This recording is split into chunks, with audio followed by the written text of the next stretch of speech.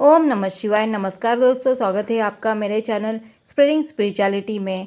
आज के इस वीडियो में हम रवि प्रदोष व्रत कथा सुनेंगे और इसी के साथ पूजा का शुभ मुहूर्त जानेंगे। दोस्तों, भाद्रपद मास का अंतिम प्रदोष व्रत 15 सितंबर रविवार के दिन है। यह रवि प्रदोष व्रत है।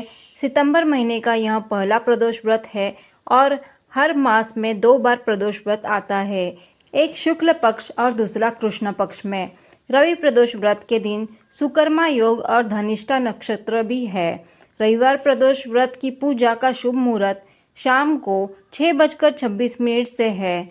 शिव पूजा के समय आपको रवि प्रदोष व्रत कथा जरूर पढ़नी चाहिए या सुननी चाहिए। इससे व्रत पूर्ण होगा और फल भी प्राप्त होगा। इस व्रत को करने से व्यक्ति निरोगी रहता है और उसकी उम्र बढ़ती है। दोस्तों, सबसे पहले जान लेते हैं पूजा का मुहूर्त। शाम 6:26 से रात 8:46 तक मुहूर्त रहेगा। इसी बीच आपको पूजा आराधना कर लेनी चाहिए। दोस्तों, बिना किसी देरी किए कथा की भी शुरुआत करते हैं। बोलो हर हर महादेव। व्रत की कथा के अनुसार एक गांव में ब्राह्मण परिवार रहता था जो काफ़ी गरीब था। ब्राह्मण की पत्नी हमेशा विधि विधान से प्रदोष व्रत रखती थी और भगवान शिव की पूजा करती थी। एक दिन की बात है, उसका बेटा अपने गांव से कहीं दूसरी जगह जा रहा था। कुछ समय चलने के बाद ही एक जगह पर कुछ चोरों ने उसे घेर लिया और उसका सामान छीन लिया। चोरों ने उससे कहा कि तुम्हारे घर का गुप्त धन कहाँ पर रखा है, इस बारे में बताओ। उस लड़के ने कहा कि उसकी पोटली में रोटी है जो तुमने ले ली।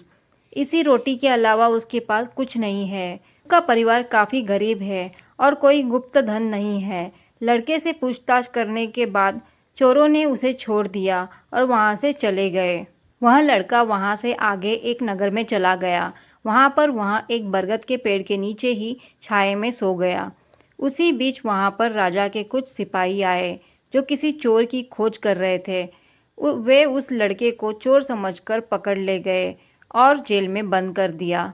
दिन ढलने के बाद वह लड़का घर नहीं पहुंचा तो उसके परिवार वाले परेशान हो गए। उस दिन प्रदोष व्रत था। उसकी माँ ने अपने बेटे के लिए परेशान थी। उसने भगवान शिव से अपने पुत्र की सुरक्षा के लिए प्रार्थना की।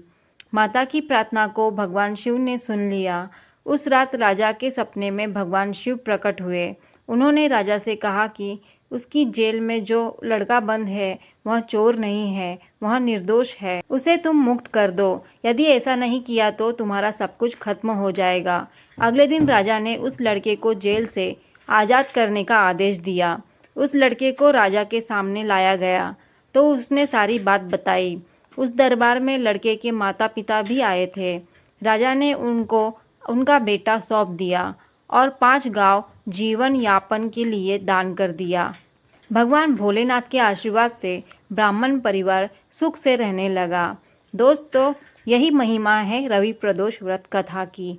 यहाँ पर कथा समाप्त होती है। आपको वीडियो अच्छी लगी हो तो लाइक ज़रूर करिए